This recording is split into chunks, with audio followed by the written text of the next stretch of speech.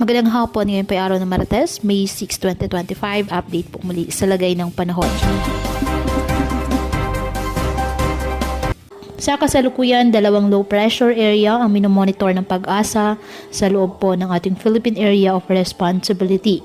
Ang unang LPA ay nasa bahagi po ng Eastern Samar, habang isa pang low pressure area ay nasa bahagi po ng Abukay, Bataan. Ang mga nasabing low pressure area, ayon sa Pag-asa, sa ngayon ay mababa ang tsansa na maging bagyo. Easterlies naman, nakaka-apekto na ang trough extension nito sa iba't ibang bahagi ng ating bansa. Habang easterlies naman ang nakaka-apekto sa nalalabing bahagi ng bansa.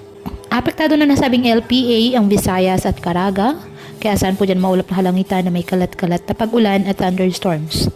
Apektado na din po ng easterlies ang Davao Region, ganoon din po ang Metro Manila at nalalabing bahagi ng ating bansa.